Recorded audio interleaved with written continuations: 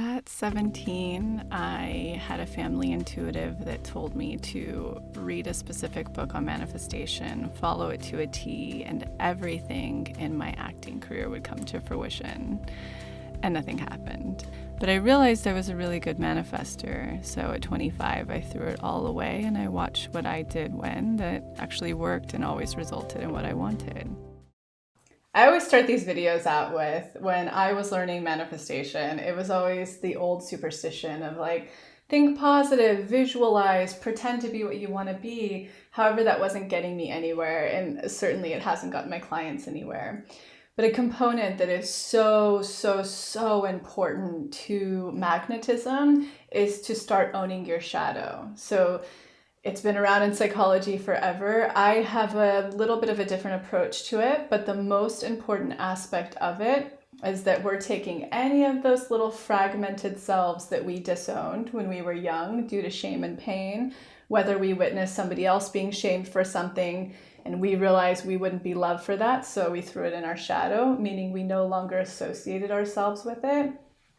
And so we become this compilation of what I call an ego shell, meaning that what most of us are today, you included sitting there watching this, is and I myself, we've just become the shell of what we were liked for growing up and throughout our whole lives, what we were loved for, or what was socially acceptable. However, what truly makes us magnetic, where we start to magnetize and manifest everything we want, is when we chisel away at that and we start to tap in and project our own true authenticity and wholeness. That's when the world can't take their eyes off of you, and that's when everything starts to come to you. So when somebody comes to me and they say, I'm trying to grow my following or my business, or I'm trying to be seen or have publicity or whatever, I mean, who cares?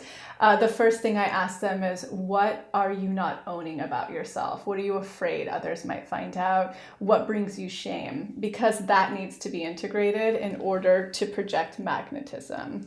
So shadow is a huge, important process to integrating who you truly are authentically, owning it, and becoming a whole person again.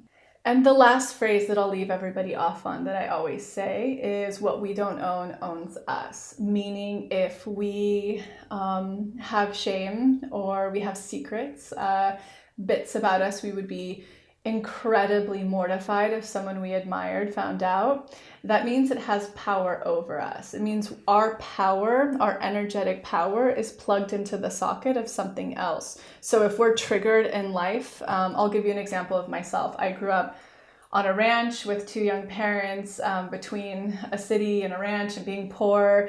And my education kind of got lost along the way, and I didn't go to college, and I have terrible grammar. I'm terrible with spelling. That one of my biggest shadowy bits is I'm a hillbilly. Oh my gosh, if anybody reads my blog and, it's grammatically incorrect, I would just shrivel and want to crawl into a corner and die, let alone somebody reading that I admired and cared about their opinion. But when I finally started to really integrate that and own it, my blog started to take off. People started to really notice, because that no longer had power over me. When I could really own, I'm a hillbilly, I have terrible spelling and grammar, to anyone, like anybody I admired in any circle, any circumstance, people tuned in. Why? Because as humans, we desire two things most: connection and being loved for who we authentically are. So when we meet people who are embodying that in their authentic, true magnetism, we can't stop gravitating towards them. So that's why, if you haven't checked out Unblocked Shadow, run there now. That's going to actually truly help your magnetism in a way that visualizing and pretending to be what you want, which doesn't get you anything anyways, it's going to benefit you so much more in manifestation.